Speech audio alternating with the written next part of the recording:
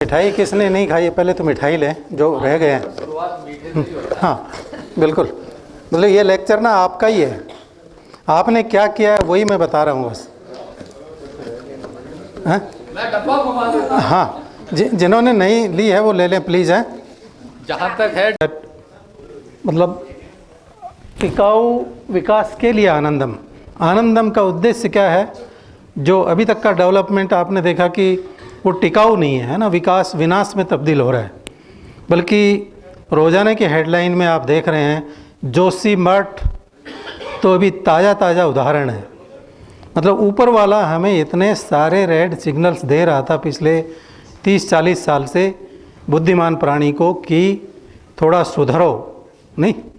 और जो over speeding हो रही है ना, ओवर स्पीडिंग रोड की नहीं कर रहा हूँ, रोड की ओवर स्पीडिंग तो 1.5 लाख को हर साल मार रही है भारत में ही।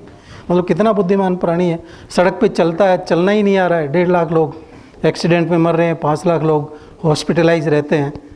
विकास की स्पीड भी इतनी ज़्यादा कर दी कि वो विनाश बन गया। किसी भी क्षेत्र में आप देखिए, आगे की कुछ स्लाइड में आप देखेंगे तो आनंदम का हमारा ना उद्देश्य भी यही था कि ये सब्जेक्ट आनंदम को हमने इंग्लिश में नाम दिया the Joy of giving, not the Joy of taking.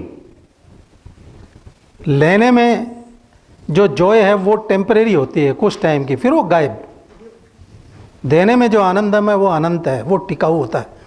और हमारा विकास भी टिकाऊ कब बनेगा? जब हम आनंदम की कंसेप्ट को हमारे व्यवहार के, कार्य के क्षेत्र में प्रैक्टिकली लेके आएंगे ना, हर फील्ड में, तो होगा।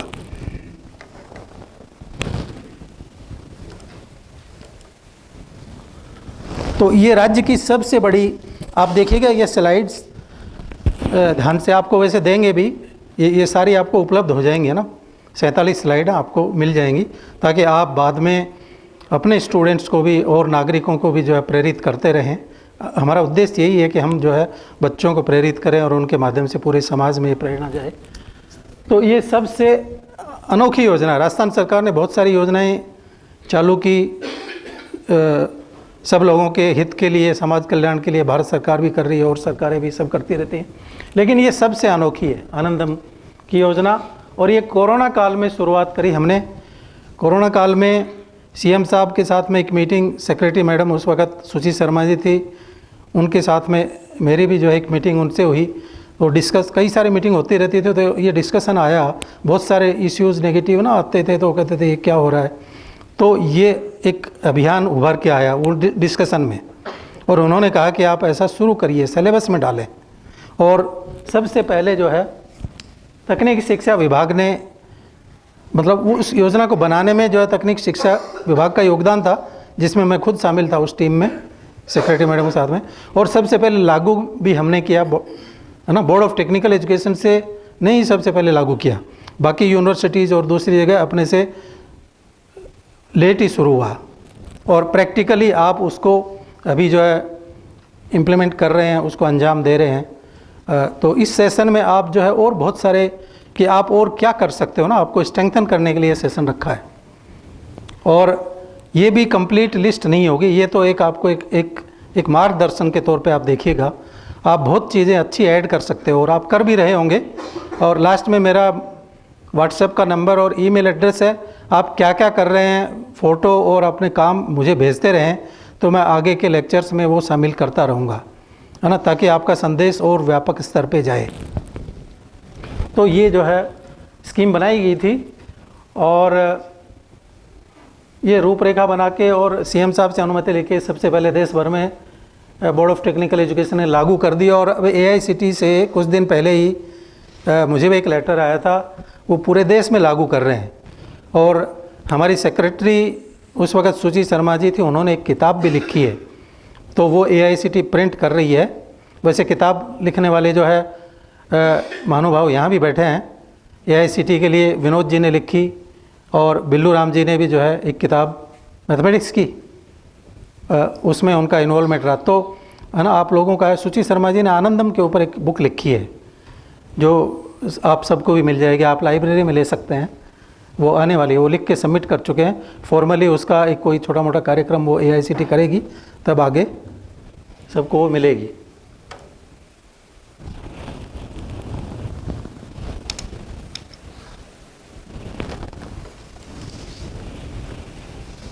तो ये विश्व की पहली योजना है जिसमें सरकार से करोड़ों अरबों का बजट नहीं मांगा हमने।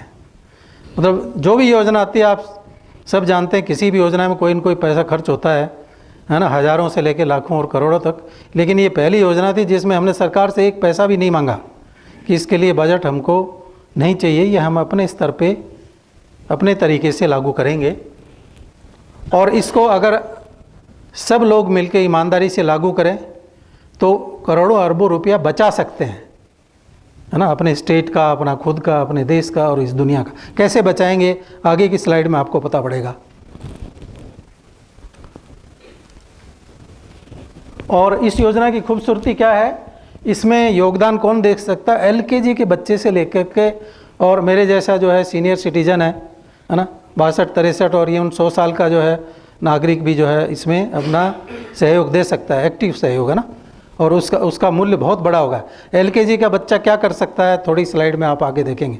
स्विच ऑफ करना जानता है, कर सकता है, वो बता दिया। स्विच ऑफ करना है भाई, जहाँ भी फालतू लाइट जल रही है स्कूल में बता दिया स्विच ऑफ करो, कितनी यूनिट बच जाएगी, कितना कोयला फूंकने से बचेगा। मतलब उसका जो अल्टीमेट रिजल्ट है ना वो अनमोल है। वो आंकड़ों में भी आप कैलकुलेट कर सकते हो, कोयले की कॉस्ट, है ना, फिर कितना धुआं फैला वो बच गया, कितने के फेफड़े बचे, मेडिकल बिल कितना कम रहा, है ना, वो सारा आप देख सकते हो। मतलब इस योगदान को ना, स्विच ऑफ समथिंग को हम समझते हैं तो कुछ भी नहीं है, ये तो पियोन का काम है। नहीं, ये पियोन का काम नहीं है।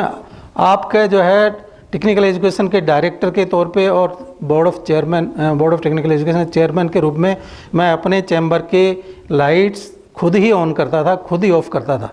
मैंने डे 1 से ही मेरे पियोन को बोल दिया था कि तेरा काम क्या है, सिर्फ जो है एक गिले कपड़े से झाड़ू पोछा कर दे, ताला खोल दे, स्विच ऑन एक भी नहीं करना है, मैंने ये बोल दिया था। नहीं, पहले परिपाटी का था सारे स्विचेस सबसे पहले ऑन होंगे। 25-50 लाइटें हैं वो जलती रहेंगी सुबह से शाम तक। डायरेक्टर या प्रिंसिपल अपने चैम्बर में हैं नहीं है, कितनी वेस्टेज होती है। नहीं, ऐसा पूरे देश और दुनिया में हो रहा है। कोई क्लासरूम देख रहे हैं, लैब देख लें, कोई ऑफिस देख लें, स्विच ऑन सुबह होंगे, शाम को ऑफ। और कहीं कहीं तो शाम को भी ऑफ नहीं होते हैं, अगले दिन तक वो बाहर से ताला लगा के चले जाते हैं, स्विच ऑन रहते हैं। बर्बाद दुनिया इसी तरह से हो रही है। तो ये छोटी छोटी चीज़ें हैं। तो डेवलपमेंट विदाउट आनंदम वो लास्टिंग नहीं है, जैसा कि अपन ने डिस्कस किया। तो आनंदम जो है और टिकाऊ विकास, और इसकी राह हम राजस्थान पूरे देश को राह दिखा रहा है। कई सारी योजनाएं हैं, लेकिन हमारी ये आनंदम वाली योजना है वो अनोखी है। और इस मामले में पूरी दुनिया को आपने राह दिखा दी है। पॉलिटेक्निक के 3 आनंदम है ना, 3 आनंदम क्या है। पहला ई-लेक्चर कैंपेन, ये दुनिया में पहला अभियान है। सबसे पहले शुरू किया, सबसे अच्छे तरीके से किया, और इसका वॉल्यूम और क्वालिटी दोनों ही विशाल थे। नहीं, 32,000 से ज़्यादा ई-लेक्चर्स आपने जो है थ्योरी के और कुछ ने प्रैक्टिकल के भी बनाए। और है ना, हमारे जो है कई साथी तो ना, यंग साथी इतने उत्साही थे। लॉकडाउन, जैसे मैं बताऊं आपको, लॉकडाउन की कहानी कहाँ से शुरू हुई। 20 तारीख को राजस्थान में सबसे पहले 20 मार्च को लॉकडाउन की घोषणा हुई। भारत में बाद में हुई ना, 2-4 दिन बाद देश भर का लॉकडाउन हुआ। उससे 3 दिन पहले जो है मैं जो है बाड़मेर में था। वहाँ बाड़मेर में एक ट्राई किया कि दूसरे पॉलिटेक्निक्स को किस तरह से हम कनेक्ट कर सकते हैं इस माध्यम से ना, ऑनलाइन माध्यम से। फिर कोटा गया मैं, कोटा पॉलिटेक्निक से 4-5 कॉलेजेस को और 1-2 यूनिवर्सिटी को जोड़ा और टेस्ट किया कि ऑडियो वीडियो जो है दोनों सही आ रहे हैं, है ना। आपस में कुछ प्रिंसिपल से मैंने बातचीत करी, और TTC और नितिन जो है प्रिंसिपल हैं अभी महिला पॉलिटेक्निक के, नितिन राजवंशी आप जानते होंगे। एक ई-लेक्चर जो है मॉडल तौर पे एक बनवाया था, और वो नवंबर में CM साहब से हमने क्लास में हायर एंड टेक्निकल का एक कॉन्क्लेव हुआ था। आप में से कोई आए हों तो उसमें ध्यान है आपको, नवंबर-दिसंबर में, लॉकडाउन से पहले, है ना, 19 नवंबर-दिसंबर 2019 में। तो एक CM साहब से उद्घाटित करवा लिया था, उनको अच्छा लगा। उस वक़्त किसी के दिमाग में नहीं था कि अगले महीने पूरी दुनिया ही बंद हो जाएगी, लॉकडाउन हो जाएगा, किसी के सपने में ही नहीं था। वो तो इसलिए बनाया था कि सब कहते रहते थे सेक्रेटरी मैडम कि आप लोग टेक्निकल हो, कुछ टेक्निकल करके दिखाओ कि क्या करें। उनका कि ऐसा कुछ ई लेक्चर बनवाओ, तो वो बनवाए थे और वो हमारी मदद में फिर काम आए और आप सबको काम में आए। लॉकडाउन होने के 5-10 दिन बाद ही जो है मेरे पास सेक्रेटरी का फ़ोन आ गया। वो बोलते हैं कि दरिया सिंह जी, जो चूँकि सारे लेक्चरर्स, सारा स्टाफ जो है वो अपने अपने घरों में है, सब छुट्टी मना रहे हैं, तनख्वाहें काट दो। पहली लाइन यही बोली। अब मैं समझ गया मैडम ऐसी नहीं है, तनख्वाह कटाने वाली नहीं है वो। मैंने कहा उनको ऊपर से फ़ोन आया होगा, चीफ सेक्रेटरी का आया होगा, चीफ सेक्रेटरी को सीएम ने या किसी ने भी, है ना, हायर अथॉरिटी ने कहा होगा। मैं समझ गया कि डॉक्टर सब बिजी हैं 24 घंटे, सफाई कर्मी, पुलिस वाले दिन रात लगे हुए थे कोरोना में, नहीं ड्यूटी में, बाकी सब छुट्टी मना रहे थे। तो मैंने कहा नहीं मैडम, हम तनख्वाहें नहीं काटेंगे, हम काम कराएंगे, घर बैठे काम कराएंगे, वर्क फ्रॉम होम, तनख्वाह नहीं कटेगी किसी की भी। तो अब कोई काम नहीं करेगा तो फिर कटेगी, सीधी सी बात है। नहीं, घर बैठे भी नहीं करे तो फिर वाजिब है, क्योंकि मुझे भी जवाब देना है सरकार को। नहीं, तनख्वाह बचाने का तरीका मैंने बता दिया, मैं जो है घर बैठे काम कराऊंगा, वर्क फ्रॉम होम, और किसी की तनख्वाह नहीं कटेगी। तो सेक्रेटरी ने कहा सबकी रिपोर्ट आनी चाहिए डेली। अब बिल सबको ये कहा गया था कि एक ही लेक्चर जो है प्रतिदिन जो है रिकॉर्ड करेंगे, अपलोड करेंगे, ये टारगेट दिया था एक का। तनख्वाह जो है बचाने के लिए ये मिनिमम एक वो किया था। और अब आप देखिए कि कुछ बंधु जो है वो एक में भी उनको जोर आ रहा था कि एक भी नहीं करें। और आपको सुन के ताज्जुब होगा कि उनकी तनख्वाह बचाने की चिंता मुझे है, उनको खुद को नहीं है ना। उन्होंने 15 बहाने मेरे को बताए ई रिकॉर्ड नहीं करने के, और मैं दिन रात उनके पीछे पड़े रह के सारे बहाने मैंने उनके दूर किए और उनसे रिकॉर्ड करवाया और उनको तनख्वाह मिली। नहीं तो मुझे क्या था, एज ए डायरेक्टर मैं कहता ठीक है, नहीं बनाना तो मत बनाओ भाई, जो नहीं बनाएंगे उनको तनख्वाह नहीं मिलेगी, बना रहे उनको तनख्वाह मिलती रहेगी। लेकिन मैंने एक को भी छोड़ा नहीं, मतलब एक भी बंदा ऐसा नहीं था जिसकी तनख्वाह कटी हो। उनको उस वक्त बुरा लगा था। मेरे पास एक ने कहा ये वाला मोबाइल नहीं है, ठीक है, मैंने कहा ये मोबाइल नहीं है, मालूम है कि डायरेक्टर साहब ये बोलेंगे नहीं, बाज़ार में जाओ खरीद के ले आओ, बाज़ार भी बंद है ना। उस बंधु ने सोच लिया था कि ना निदेशक मुझसे ये लेक्चर रिकॉर्ड करा ही नहीं सकते, ये नहीं है। तो मैंने तुरंत कहा, मैंने कहा आपके पास नहीं है तो आपकी बीबी के पास होगा कि नहीं है, बच्चे के पास होगा कि नहीं है, हैं? मैं पीछा छोड़ने वाला नहीं था। मैं रात को 2 बजे सोता था, कई दिन तक 12-1-2 बजे रोज़ाना की रिपोर्ट नहीं आ गई तब तक कि कहाँ किसने कितने ही लेक्चर रिकॉर्ड किए। और आप देखिए कि सेक्रेटरी ने भी कहा था कि रात को जो है वो सवेरे पहले जो है हमारे पास वो रिपोर्ट आ जानी चाहिए, सीएम को भी रिपोर्ट करनी है, चीफ सेक्रेटरी को भी ये काम हो रहा है, क्योंकि उनके भी तो प्रेशर तो है ना कि कोई काम नहीं कर रहे हैं तो किस बात की तनख्वाह, वो एक। तो ये बहाने चलते रहे। मैंने कहा फिर कि आप ऐसा करिए कि आप सुबह उठते ही आपके लेफ़्ट साइड के पड़ोसी हैं उनके पास जाना, और उनको मैंने पूरा समझाया। मैंने कहा हाथ जोड़ के रिक्वेस्ट करना है ऐसे, ठीक है ना, कि हमारे बच्चे लॉकडाउन में अपने अपने घरों में बंद, हम भी बंद, जैसे आपके बच्चे बंद हैं आप बंद हो वैसे ही। तो हमें ऊपर से ये आदेश हुआ है कि एक ही लेक्चर रिकॉर्ड करना है ताकि उन बच्चों को हम कुछ स्टडी मटेरियल भेज दें तो वो टेंशन में नहीं आए, पढ़ते रहेंगे, है खाली बैठे होंगे टीवी देखते रहेंगे, कोरोना तो बीमार पड़ेंगे, उनकी इम्यूनिटी डाउन होगी ना।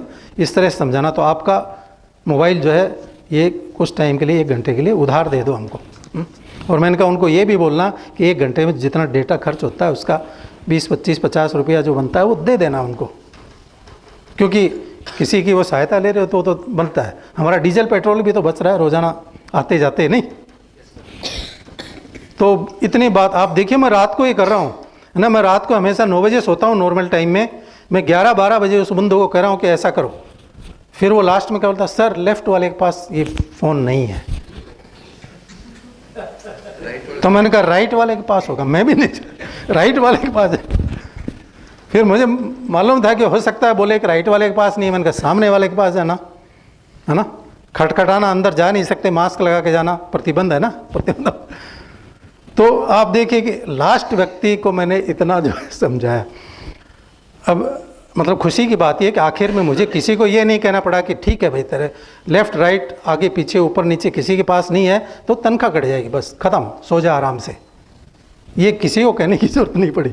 मतलब हर एक से अब आप देखिए वो आपका अभियान कितना रंग ला रहा है। ये लेक्चर अभियान दुनिया का जो है सबसे बड़ा और सबसे बढ़िया अभियान बना, आगे भी ये काम आएगा।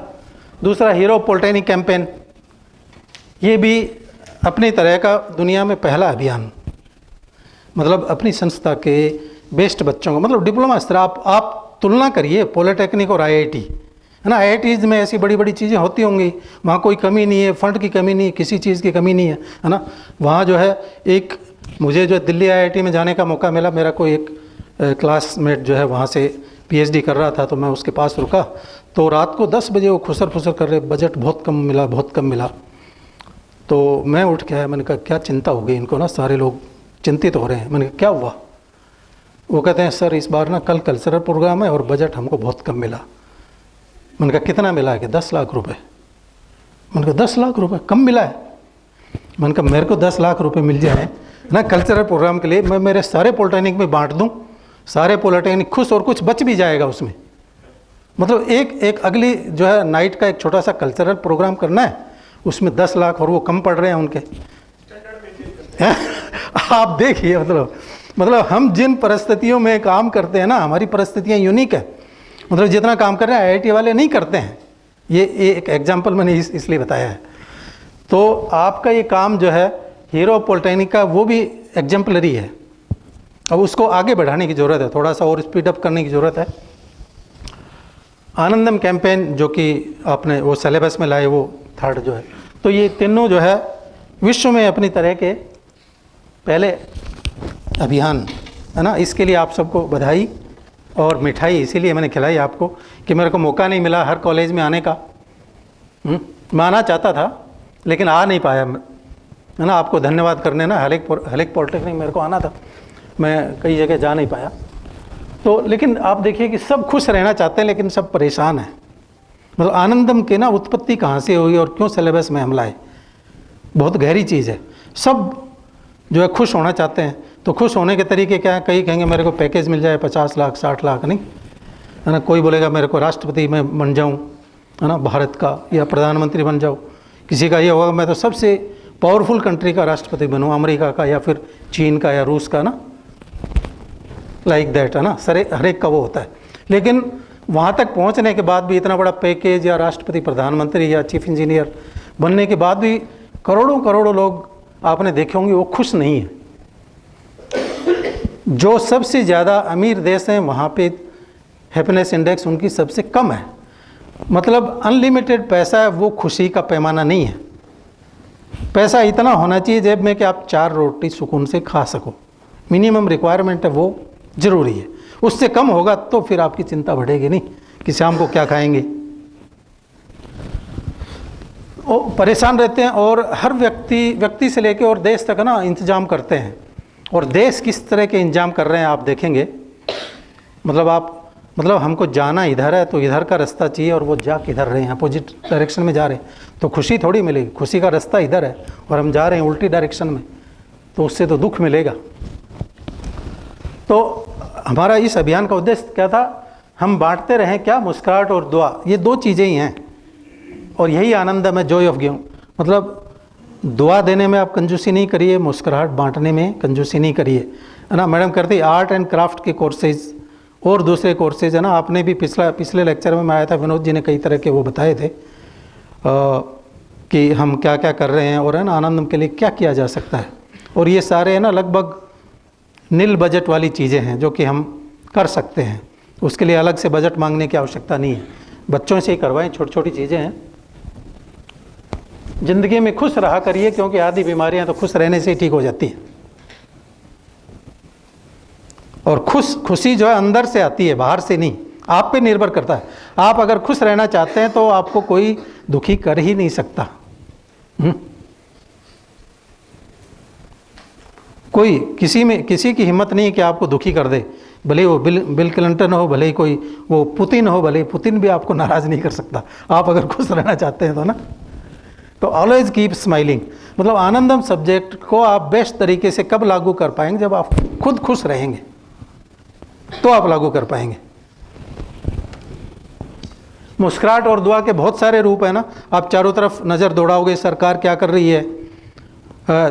2-3 दिन पहले MBM के वाइस चांसलर महोदय ने मुझसे निवेदन किया कि आनंदम पे हमारे बच्चों को कुछ बताओ, तो सरकार की योजनाओं पे एक लेक्चर रख लिया था।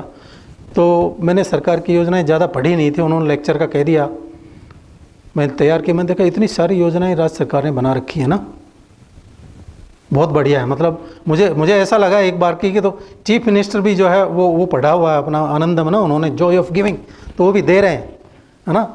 कौन सी एक स्वास्थ्य वाली योजना, क्या नाम है, चिरंजीवी यूनिक योजना है। नहीं पहले क्या करते थे हम, मेडिकल बिल ला रहे हैं, फिर सबमिट कर रहे हैं निदेशालय में प्रिंसिपल को, फिर वो महीने 2 महीने 6 महीने पता नहीं 1 साल में पास होंगे, है ना। अब आप जाओ, आप खाली जेब आप जा रहे हैं तो भी आपका इलाज हो जाता है। नहीं, तो this is Joy of giving, सरकार का तरीका है वो, हमारा तरीका ये वाला है नहीं आनंद। तो सोलर एनर्जी वाला जैसे ना वो पॉलिसी आप देखिएगा, सोलर एनर्जी हमको इम्प्लीमेंट करनी है। आप लोगों ने जो है बोर्ड ने सिलेबस में चेंज ला दिया है और कई सारी ग्रीन टेक्नोलॉजी शामिल करी है, उसमें ये भी है, ये भी आनंदम का ही पार्ट है। तो इस पे भी आप जो आगे बढ़ सकते हैं। ये जस्ट आपको ना क्लिक करने के लिए, एक नए पॉइंट आप नया बच्चों को क्या कराएं, जो अभी तक करा रहे हैं उसके अलावा और आप क्या करा सकते हैं ना, उसके लिए ये है। और सिर्फ बच्चों की बात नहीं है, आप तो विश्व के लीडर हो, वर्ल्ड लीडर इन आनंदम। तो आप पॉलिटेक्निक की बाउंड्री से बाहर सोचिए, पॉलिटेक्निक में तो हम कराएंगे, हमें जहाँ भी मौका मिलेगा अगल बगल के स्कूल में, कॉलेज में, यूनिवर्सिटी में या समाज में किसी भी प्लेटफॉर्म पर, तो हम इस आइडिया को आगे बढ़ाएंगे, हैप्पीनेस बांटेंगे, तो ये दुनिया जो है नरक से स्वर्ग बन जाएगी। अब नरक बन रही है नहीं, आगे एक स्लाइड में आप देखेंगे कितनी सारी घटनाएं हो रही हैं, तो वो नरक जैसी घटनाएं हैं।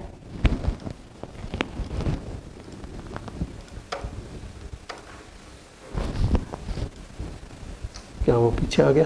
जी सर, एरो की यूज कर लीजिए बेटर। अच्छा,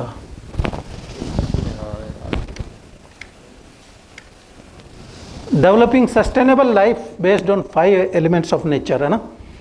वो 5 तत्वों की हम बात करते हैं ना भारतीय संस्कृति में, तो वो सारे 5 तत्वों को जो है आदमी ने, बुद्धिमान प्राणी ने प्रदूषित कर दिया है।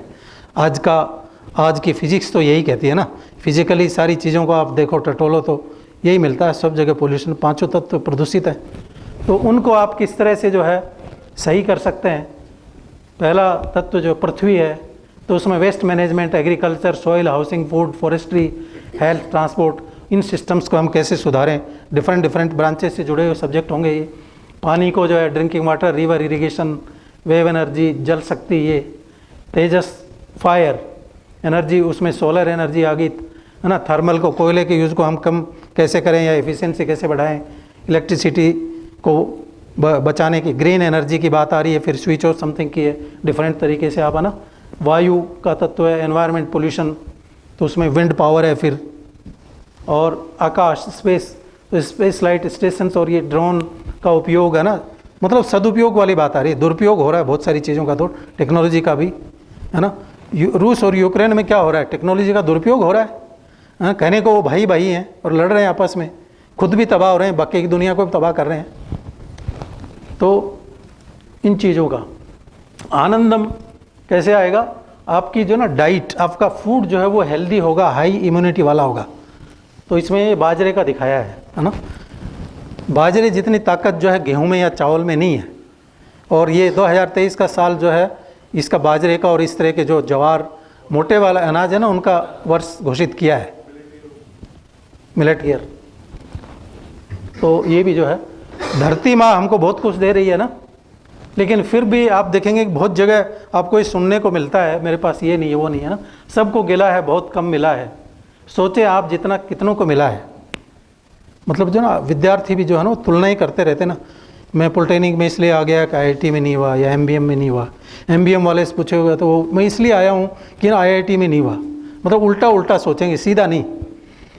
वो ये नहीं सोचता MBM वाला कि जो है पॉलिटेक्निक वाले MBM में नहीं आ पाए तो उस उधर पॉलिटेक्निक में चले गए, तो तू तो उनसे ज़्यादा लक्की है, देखा जाए तो ना, तुलना ही करे तो नीचे वाले से करोड़ों स्टूडेंट्स से जो कि यहाँ आना चाहते हैं नहीं आ पाए। तो एक पॉजिटिव सोच, और चांद की और सूरज की तुलना नहीं करते हैं ना, ऐसे बच्चों की तुलना नहीं करें, है ना। चांद जो है कभी निराश नहीं होता। चांद को ड्यूटी क्या दी गई है, रात में जब सूरज दादा रेस्ट कर रहे हैं उस वक्त दुनिया को रोशन करना है, तो वो करता है। वो तुलना नहीं करने लगता कि अब मेरा टेम्परेचर कितना है, कितनी जो है वो नहीं, लाइट मेरी सूरज से कितनी कम है, ऐसे थोड़ी बोलता है कि मैं तो कर नहीं सकता, करता है ना। तो हर एक कोई कुछ न कुछ बढ़िया कर सकता है, हर एक की अपनी कैपेबिलिटी है, तुलना कभी नहीं करनी। तुलना करेंगे तो अब आप देखिए ना, धरती माँ से आदमी ने कितना लिया है ना, वो आप देखिए, ये जो है एनालिसिस है, आंकड़े प्रोडक्शन के और कंज्यूमशन के जो पैटर्न है ना, वो एनालाइज किए गए पूरी दुनिया के, कि कितना जो है ये संसाधन है ना, ऑक्सीजन, तेल, पानी, भोजन, एवरीथिंग है ना, जितने भी संसाधन हम धरती से ले रहे हैं, प्रोडक्शन एंड कंज्यूमशन, फिर उनका कंज्यूमशन कितना कर रहे हैं, वो सारे पैटर्न्स को एनालाइज किया और ये पाया गया कि अगर यही रेट रहती है प्रोडक्शन और कंज्यूमशन के पैटर्न की, तो 2050 में जब दुनिया की जनसंख्या 960 करोड़ हो चुकी होगी, 9.6 बिलियन, 960 करोड़, जो अभी लगभग 800 करोड़ है, उसकी आवश्यकताओं की पूर्ति के लिए, इस तरह की आवश्यकताएं जो आजकल चल रही है ना, उसकी पूर्ति के लिए 3 धरती की जरूरत पड़ेगी, 3 प्लैनेट्स। इस धरती जैसे 2 प्लैनेट हमको और चाहिएंगे, यह एक अकेली कम पड़ जाएगी। इसका मतलब ये कि आज की जो लाइफ स्टाइल है वो सही नहीं है, सीधी सी बात है, नहीं, लाइफ स्टाइल सही नहीं है, प्रोडक्शन का पैटर्न भी सही नहीं है, इम्बैलेंस है ज़बरदस्त, नहीं। तो वो बैलेंस लाना, आनंदम सब्जेक्ट का उद्देश्य वो है।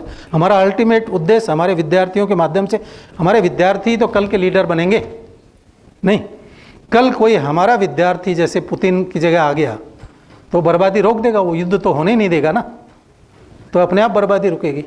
कल हमारा विद्यार्थी जो है प्रधानमंत्री, राष्ट्रपति या न्यायाधीश या चीफ इंजीनियर, है ना, उन पोजीशन में आ गया तो वो अपने आप चीज़ों को सुधार देगा। सीधा सीधा हम नहीं सुधार सकते, लेकिन हमारे विद्यार्थियों को हम इन चीज़ों में ट्रेन करके, पारंगत करके, हम पूरे समाज को और पूरे सिस्टम को सुधार सकते हैं। स्लो प्रोसेस है, थोड़ा सा टाइम लगेगा, लेकिन सारे लोग मिल जाएं तो जल्दी भी हो सकता है। इस तरह की सोच जल्दी आ जाए, जैसे आप देखिए कि 2020 मार्च के लॉकडाउन के बाद से अब तक हमारे ये दोनों तीनों अभियान मिलकर के 6 करोड़ लोगों तक पहुँचे हैं इनडायरेक्टली। 1.25 करोड़ से ज़्यादा विद्यार्थियों तक हम पहुँच चुके हैं, जबकि हमारे अपने विद्यार्थी तो कितने हैं, 1 लाख भी नहीं है आज की तारीख में पॉलिटेक्निक के, तो लेकिन हम 1.25 करोड़ तक तो पहुँच चुके हैं इस अभियान के माध्यम से। तो इस अभियान को अपन मल्टीप्लाई करें तो जल्दी भी ये सारे जो है गोल अपन जल्दी अचीव कर सकते हैं, पॉसिबल है, और हम में इच्छा शक्ति भी है। हमें किसी की ज़मीन नहीं दबानी, नहीं, हमें किसी का जो है कुछ चाहिए नहीं, तो हम कर सकते हैं।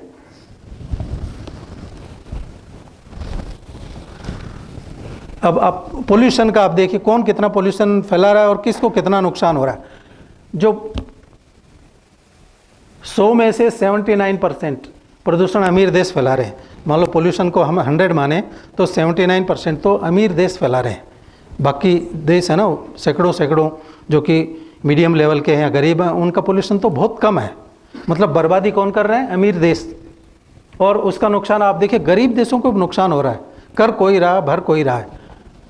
83 लाख करोड़ रुपए का नुकसान जो है उन गरीब देशों को हो रहा है।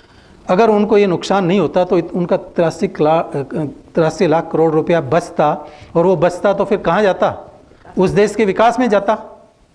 तो पॉलिटेक्निक का डायरेक्टर जो है वित्त विभाग में जाके 100 रुपये मांगने जाता है और वो काट पीट के 30 रुपये देते हैं।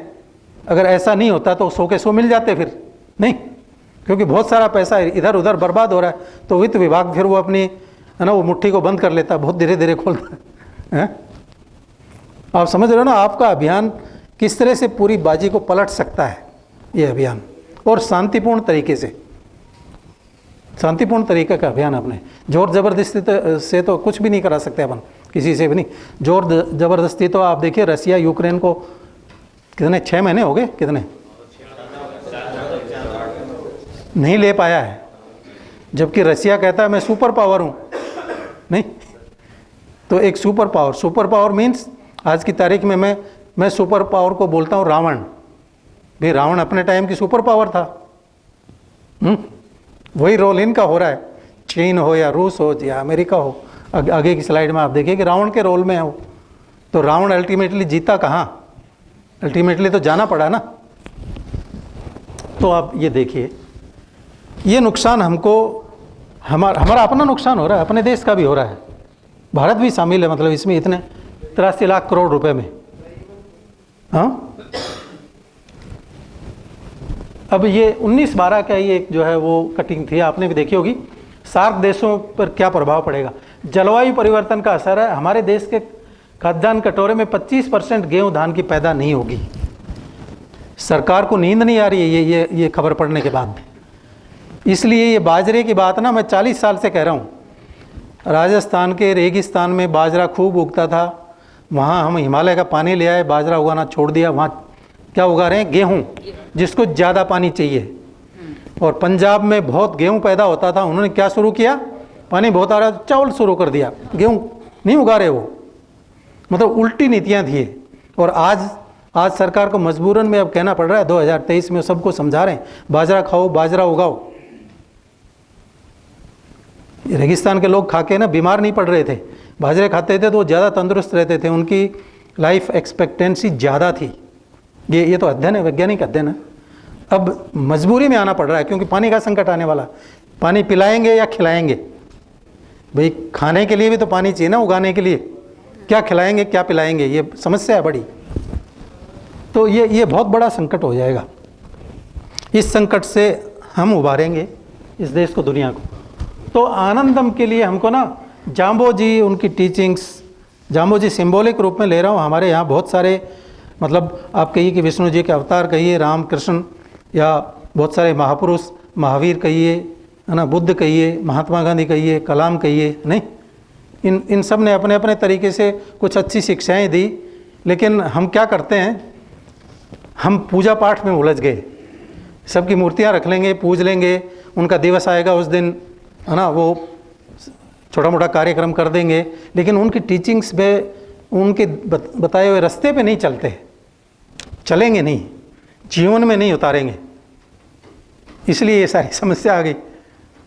तो अपन सिंबॉलिक ज़्यादा हो गए, है ना, एक्शन में आए नहीं, उनके रास्ते पे चले नहीं, है ना। राम के गुणगान कर रहे हैं और रास्ते जो रावण के रास्ते पे चल रहे हैं, है ना, तो मतलब नहीं है फिर। तो आप देखिए कि नेशनल मिशन थे हमारे सस्टेनेबल डेवलपमेंट के, बहुत सारों को तो याद ही नहीं होंगे। भूतपूर्व प्रधानमंत्री मनमोहन सिंह जी के टाइम में, उस वक्त मुझे याद है, उन्होंने 8 नेशनल मिशन घोषित किए थे, जब ये समस्याएं बहुत ज़्यादा गंभीर नहीं हुई थी। लेकिन वो पढ़े लिखे थे, उन्होंने सबको बता दिया था कि 8 मिशन है, थोड़ी सी चर्चा आगे करेंगे। आज भूल गए वो, उन पर एक्शन नहीं हुआ, कागजी रहेगी वो चीज़ें।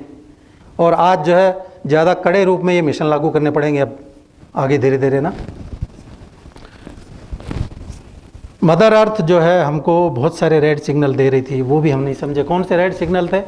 केदारनाथ की तबाही हुई थी, बहुत लोग भूल चुके केदारनाथ में क्या हुआ था, ताज़ा याद रहता है ना।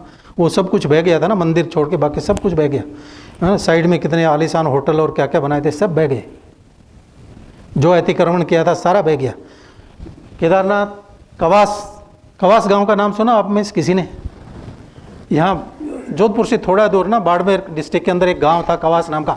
आज वो गांव नहीं है इस धरती पे, डूब गया पानी में। कुछ साल पहले बाढ़ में डूब गया, रेगिस्तान का गांव बाढ़ में डूब गया। ये तो अनहोनी चीज़ हो गई ना। और किस वजह से हुई? ये सारे आदमी के कारण में क्लाइमेट चेंज हो रही है ना। जहाँ बारिश चेरापूंजी में ज़्यादा होती थी वहाँ तो होती नहीं, कवास गांव में होती है, रेगिस्तान में, और गांव डूब जाता है। कश्मीर में भी बाढ़ कई बार आई, आपने सुना होगा अखबार में। कोटा में भी आई थी ना। कोटा वाले, कोटा से कौन बंधु हैं? कोटा से बता रहे हैं आप? हाँ, सारी हाँ। मतलब गलियों में 4 फीट 5 फीट पानी, और नावें चलने लग गई थी निकालने के लिए। नावें सड़क पे नावें चल रही। पीडब्ल्यूडी के इंजीनियर्स ने जो कभी सपने में नहीं सोचा होगा कि सड़क पे नाव चलानी पड़ेगी। तो उसके आसपास की जो तहसील है, जैसे सांगोद तहसील है, वहाँ पे पानी ज़्यादा फैल गया था। कोटा डिस्ट्रिक्ट में, उसके जोधपुर में भी ऐसा हुआ अभी इसी साल। एग्रीकल्चर लैंड पे तो वो मकान बनाने थे, तो पानी का निकास नहीं मिलेगा तो पानी कहाँ जाएगा? वही ना, मतलब वो हमने विकास किया जिसको कि विनाश किया असल में, जिसको हम विकास कह रहे हैं। नहीं, हर बार मतलब हमारा जो डेवलपमेंट है, जिसको हमने विकास नाम दिया ना, वो विनाश है असल में। हाँ? कई बार मैं तो ना मजाक में एक कलेक्टर साहब मीटिंग बुलाते रहते थे डिस्ट्रिक्ट ऑफिसर्स की, तो PWD वाले, PhD वाले, बिजली वाले सारे इंजीनियर्स आते थे। तो PWD वालों को बोलता था, मैंने कहा भाई रोड की डिज़ाइन थोड़ी सुधारो आप, रोड आपका ऐसा होना चाहिए कि जो है 6 महीने नाव चले, 6 महीने उस पर बस ऐसे करो। मतलब ऐसी परिस्थितियाँ हो रही हैं। और जोशीमठ लेटेस्ट ये तो अभी चल रहा है, मतलब एक कस्बा अपन को यहाँ महसूस नहीं हो रहा। हमारे लिए जोशीमठ हो सकता है ये एक शब्द हमको महसूस हो रहा हो, लेकिन उन लोगों की क्या स्थिति है, नींद नहीं आ रही है उनको ना।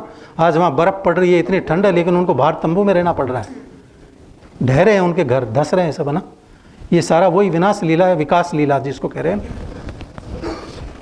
पहाड़ों को खोद डाला है उनको ना, सड़कें बना रहे हैं छोटे छोटे, है ना, और टनल्स आवश्यकता नहीं है वो। मतलब स्पीड इतनी ही होनी चाहिए कि कुछ नष्ट नहीं हो, एक बैलेंस स्पीड होनी चाहिए। नहीं, सड़क पे हम चलते हैं तो बैलेंस स्पीड है ना, ताकि आगे पीछे साइड वाले से अपन जो है भिड़ नहीं जाए। वही विकास के मामले में लागू होता है सिद्धांत, लेकिन वो बैलेंस तो हम रख ही नहीं रहे। इंसान ने भगवान से पूछा कि आपके और मेरे प्रेम में क्या अंतर है, तो भगवान क्या कहते हैं, पंछी हवा में उड़े ये मेरा प्रेम है, और पंछी जो है पिंजरे में है वो तेरा नहीं, ये ना। लेकिन फिर क्या हुआ, आदमी अपने को बुद्धि माना, सब कुछ पिंजरे में था उसके।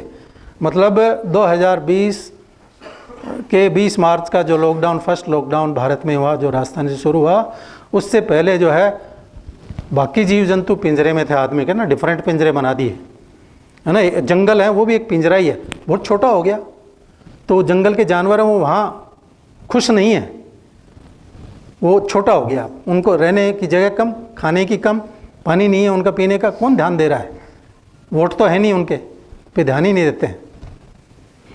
मतलब हर जीव जंतु पिंजरे में था, आदमी बाहर था, वो आ जाता। ऊपर वाले ने फिर कहा अब मामला उल्टा हो गया, तूने बहुत बर्बादी कर ली, अब तू पिंजरे में जा। आदमी पिंजराबंद वाला लॉकडाउन ये लगाया है ना, ये मैंने एक ताला दिखाया, ये वो ये था। ऊपर वाला ये संदेश देना चाहता था, मतलब कोरोना के माध्यम से एक लास्ट सिग्नल था, बड़ा सिग्नल, थोड़ा छोटे छोटे सिग्नल तो सुने नहीं, केदारनाथ वाले वो तो हमने तो ये सिग्नल दिया। लेकिन हमें लगा था, हम अपने अभियान में दिन रात लगे हुए थे, हमारे पॉलिटेक्निक के 1000 जो है सारे टीचर्स और 2000 दूसरा स्टाफ भी कोई न कोई काम कर रहा था। टोटल अपना 3000 का स्टाफ है पॉलिटेक्निक का सिस्टम का जो है पूरे राजस्थान का। हम लोग दिन रात लगे हुए थे और हम समझ रहे थे दूसरे लोग भी कुछ कुछ अच्छा कर रहे होंगे जैसे अपन कर रहे हैं ना। लेकिन जो ही लॉकडाउन खुला, लगा कि वो तो फिर वापस उसी रास्ते पे आ गए, और फिर स्थितियाँ, फिर से लॉकडाउन कहीं लग रहा है, कहीं एक दूसरी प्रकार का लॉकडाउन लगेगा। लॉकडाउन नाम तो नहीं देंगे, क्या नाम देंगे आप डिसाइड करना। मतलब इससे बड़ी त्रासदी आने वाली है, वो दस्तक दे चुकी है, अभी किसी के जहन में नहीं है।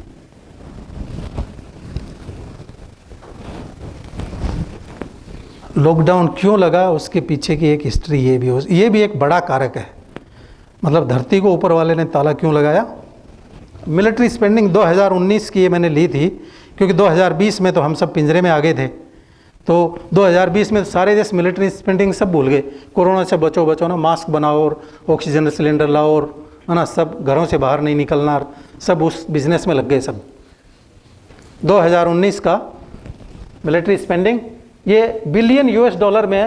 अब इन सब में सबसे ज़्यादा खर्च किसने किया, USA 732 बिलियन $, उसको उस वक्त की रेट से कन्वर्ट करें तो 53,809 अरब रुपए बनते हैं। कितना भारी बजट जो है वो बर्बाद कर रहा है, किस चीज़ पे, उस चीज़ पे जिससे इस दुनिया का भला नहीं होना है, खुद का भी नहीं होना है। वो खुश हो रहे हैं, इतने हथियार इकट्ठे कर लिए तो हम सुरक्षित हैं। भाई सुरक्षित होते तो कोरोना में जो अपने लोगों को सुरक्षित कर लेते ना, उनके वो एटम बम और हथियार और वो प्लेन और वो, और ही उनके डॉक्टर भी बेस्ट बता रहे हैं कि उनकी मेडिकल फैसिलिटी बेस्ट थी। कोरोना में एक चीज़ भी काम नहीं आई, सब धरी रहेगी। सबसे न्यूयॉर्क की सड़कों पर लाशों से भरे हुए ट्रक कई दिनों तक वहाँ सड़कों पे खड़े रहे। न्यूयॉर्क की मेन सड़कों पे, आप में से कोई वहाँ गया हो तो, है ना, मेन सड़कों पे उनके हाईवेज पर ट्रक खड़े रहे, कब्रिस्तान में जगह नहीं दफनाने के लिए। ये हाल उस सुपर पावर का हुआ जिसको मैं रावण कहता हूँ। आज की सुपर पावर रावण है। उसका खामियाजा उनको भुगतना पड़ा। क्यों? कि ये सब कुछ बर्बाद कर रहे हैं। चाइना देखिए 261, अमेरिका से कम है लेकिन 261 भी कम नहीं है ये आंकड़ा, आप कन्वर्ट करें, और ये अब बढ़ रहा होगा। इंडिया, रसिया, सऊदी अरब, ये 11 जो देश है ना, ये मेरिट में टॉप 11 कंट्रीज़ हैं ज़्यादा मिलिट्री स्पेंडिंग करने वाले। अब आप एक दूसरी जो है टेबल आप तैयार करेंगे, वो मैं आपको देता हूँ, मेरे को भी आप भेजना। हैप्पीनेस इंडेक्स वाले 11 देश निकालना, मतलब जिन देशों के नागरिकों के हैप्पीनेस इंडेक्स सबसे ज़्यादा है, 11 देश निकालना। 20 की मेरिट बनाना, 11 मेरे को भेजना, तो अपन आप और हम कंपेयर करेंगे कि ये 11, इन 11 में से उस 11 में कोई देश है या नहीं है तो किस रैंक पे है।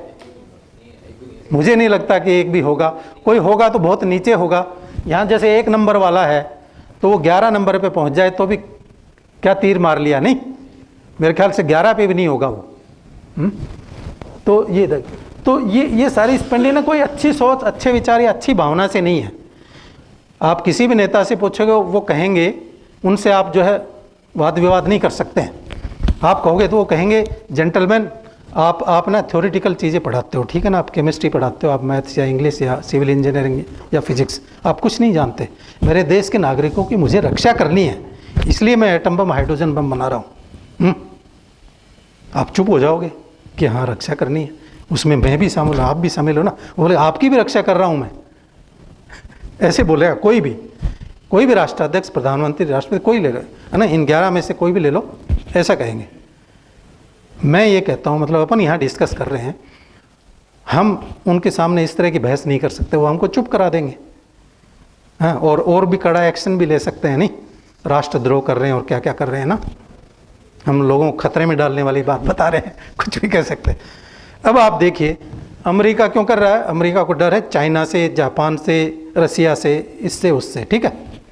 अब आप रसिया, जापान और चाइना वालों के पास जाओ, या उनका नागरिक जाके वो पूछे कि आप ऐसा मत करो, जेंटलमैन मैं रक्षा कर रहा हूँ तुम्हारी, किससे? अमेरिका से। अमेरिका चीन से रक्षा कर रहा है, चीन जो है वो उससे कर रहा है, और वो उससे, इस तरह से ये हथियार इकट्ठे करे जा रहे हैं ना। अब इन देशों के अंदर की हालत आप देखिए, कोरोना में देख ली रसिया की, इसकी क्या हालत थी। रसिया की भी हालत अच्छी नहीं थी, अमेरिका की सबसे ख़राब थी, चाइना की अब सबसे ख़राब चल रही है। और इन 11 देशों का आप देखना मेरिट बनाना, कोरोना में नुकसान वाले भी ये मेरिट में ये हाई होंगे। क्या रक्षा करी उन्होंने, क्या रक्षा करी। और नॉर्मल टाइम के आप आंकड़े देखिएगा, वहाँ कितने लोग जो है खुश हैं। अब खुशी का पैमाना क्या है, बीमार नहीं है तो खुश होगा आदमी, नहीं, बीमारी नहीं, क्या आपने बीमारी मिटाई, हथियार से बीमारी मिटा ली क्या, बीमारी बढ़ा दी। कहीं ज़्यादा खा के मर रहे हैं, अमेरिका में ज़्यादा खा के मर रहे हैं ज़रूरत से ज़्यादा, बाकी दूसरे देश होंगे उनमें भूखे रह के मर रहे हैं। एक देश में, एक अमीर देश में तो 2-4 महीने पहले की बात है, आपने अखबार में पढ़ी हो तो, वहाँ के वाटर बॉडी के ऊपर AK-47 स्टेन गन लेके और मिलिट्री लगा दी, पानी की चोरी नहीं हो जाए। कितना विकास किया है, नहीं, क्या विकास किया, बुद्धिमान प्राणी है ना। मतलब एक अपने यहाँ तालाब पे आप स्टेन गन की बात सोच सकते हो, हमारे यहाँ तो लोग प्याऊ लगाते हैं, ये परंपरा रही है कि यहाँ से दूसरे कस्बे या गांव कोई जाता है, बीच में 1-2 प्याऊ लोग बनाते थे, पैदल जा रहे हैं या अपनी बैलगाड़ी या किसी भी साइकिल से कैसे भी जा रहे हैं, बीच में प्यास लगे तो पानी पी ले, वहाँ फ्री से, ऊपर वाले ने फ्री दी और हमारे कम पढ़े लिखे लोगों ने वो फ्री में बांटी। लेकिन जो एजुकेशन ज़्यादा पढ़ते गए तो वो फिर बोतल में आ गया, पानी भी बिकने लगा 15 रुपये, 20 रुपये, 50 रुपये ना। और आटा, पाकिस्तान में आटा किस भाव मिल रहा है, 2-3 दिन पहले खबर पढ़ी आपने, 400 रुपये किलो। पाकिस्तान के राष्ट्रपति से आप पूछो तो क्या कहूँ, मैं रक्षा कर रहा हूँ, सारा पैसा तो हथियार में लगा दिया। किससे रक्षा कर रहा है, भारत से, अफगानिस्तान से, या उधर ईरान से खतरा है, किससे, है ना। हमारे यहाँ के आंकड़े देख लो, हमारे यहाँ भी खुशहाली नहीं है उतनी, थोड़ी खुशहाली है तो वो इसलिए है कि लोग समझदार हैं और वो थोड़ा सा प्राचीन संस्कृति को अभी नहीं छोड़ी है, संतुष्ट हैं कि 4 रोटी में ही हमको संतोष रखना है, नहीं, उस तरह की सोच है तो थोड़ा वो है। बाकी यहाँ भी बहुत भूखे मिल जाएंगे आपको। तो हैप्पीनेस इंडेक्स का आपका होमवर्क है, आप मुझे भेजिएगा जब भी कर लें। अब आप देखें कि हमारे पॉलिटेक्निक का बच्चा या हमारे स्कूल के बच्चे हैं ना, उनकी वो थैले आप देखो तो किताबें किताबें भरी होती है ना, और कई बार तो ना वो इतना वजन होता है, बच्चे का वजन कम और बैग का ज़्यादा रहता है ना, LKG और HKG। और अमेरिका में आप जाके देखो तो थैले में जो है किताबें कम मिलेंगी और एक दो रिवॉल्वर मिलेगा। हाँ, और वो कई बार चलाते हैं, क्लास में आता है ना, इतने साथियों को मार दिया, एक हमने टीचर को मार दिया, इतने टीचर मार गए। मतलब क्या संस्कृति, क्या पढ़ा रहे हैं वो, कैसी सुपर पावर है। तो दूसरे देशों को लड़ा के उनको हथियार बेचने वालों के अपना हाल यही हो जाता है। मतलब दूसरों को वो क्या करें, अपन जॉय ऑफ गिविंग की बात करें ना, अच्छी चीज़ों के संबंध में कर रहे हैं, अच्छा बांटो। वो क्या करें, बुरा बांट रहे हैं, बुरा बांट के वो खुश होना चाह रहे हैं, खुश नहीं हो रहे, ऊपर वाला खुशी नहीं दे रहा, उससे डबल दुख उनको लौट रहा है। तो जॉय ऑफ गिविंग जो है पॉजिटिव चीज़ों के संदर्भ में है। अगर खराब के संदर्भ में होता तो रावण राजा होता अभी तक, कौन था हटाने वाला, नहीं, सुपर पावर था वो।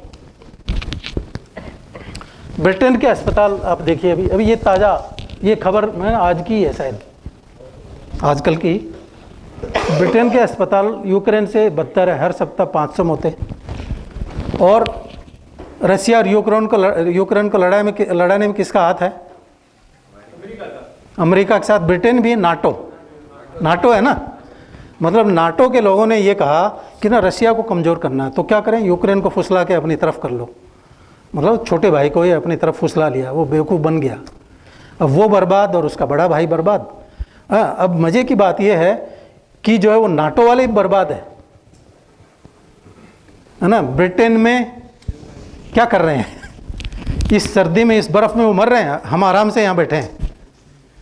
और वो क्या कर रहे हैं, वो भारतीय तरीके अपना रहे हैं। कल के अखबार में आया था 2-4 दिन पहले के में कि वो ना, वो पहले क्या करते थे, पूरा घर 5 कमरे तो 5 कमरे गैस से गर्म रहेंगे, रह रहे हैं एक कमरे में। अब वो गैस बंद होगी रसिया से, अब वो एक कमरे को गर्म कर रहे हैं। और फिर वो बता रहे हैं हम कैसे सर्दी से बच रहे हैं। हम जो है एक इनर पहनते हैं, फिर एक स्वेटर, फिर उसके ऊपर एक और स्वेटर, फिर एक कोट, लाइक दैट। मैंने कहा तो हम इंडिया में बहुत सालों से कर रहे हैं, ऐसा आप पहले भी कर सकते थे। नहीं, हम अपने सारे घरों को मतलब बिजली से नहीं फूंकते कि सबको गर्म कर लिया, यूँ ना, हैं, आग अलाव जला लो, फिर ये क्या है ना। वो तो कपड़े सुखाने का काम भी जो है वो भी उससे ही करेंगे, बिजली से। हम तो बाहर धूप में डाल देते हैं, है ना। सूर्य भगवान मेहरबान है तो हम उस टेक्नोलॉजी के सीधा उपयोग में लेते नहीं। मतलब बर्बादी कहाँ हो रही है, संसाधनों को बर्बाद कौन कर रहा है? नाटो, रशिया, चाइना, है ना, इस तरह के देश है ना, वो कर रहे हैं, बर्बाद कर रहे हैं।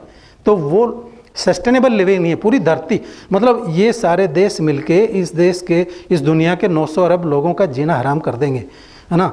ये धरती 300 अरब लोगों के लिए ही, 300 करोड़ लोगों के लिए ही पर्याप्त कुछ चीज़ दे पाएगी, बाकी 600 करोड़ कहाँ जाएंगे? ये बोलेंगे 2 ग्रह और ढूंढो, वो तो है ही नहीं कहीं भी, हैं क्या? तो बुद्धिमानी ये है कि इसी ग्रह को सही रखो, समझदारी से चलें, मिलजुल के। संयुक्त राष्ट्र संघ क्यों बनाया है?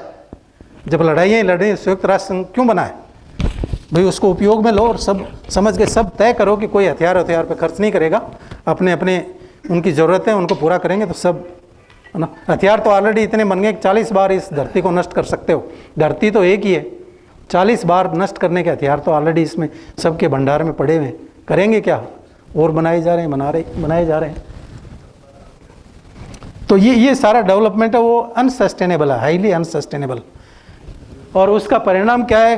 कोई भी सरकार जो है ऑक्सीजन के लिए, पानी के लिए, रोटी कपड़ा मकान के लिए, एजुकेशन के लिए, हेल्थ के लिए, या ग्रीन एम्प्लॉयमेंट के लिए, एम्प्लॉयमेंट नहीं कह रहा हूँ मैं, एम्प्लॉयमेंट भी जो पोल्यूशन फैलाने वाले हैं वो उनसे हमें शिफ्ट करना पड़ेगा, ग्रीन एम्प्लॉयमेंट पे जाना पड़ेगा। और वो जिम्मेवारी हमकी, कौन से ग्रीन एम्प्लॉयमेंट है वो बढ़ाएं, हम लोगों को समझाएं, सिखाएं, नहीं, बच्चों को भी तैयार करें, सरकार को भी कहें कि इस तरह के एम्प्लॉयमेंट आप जनरेट करो।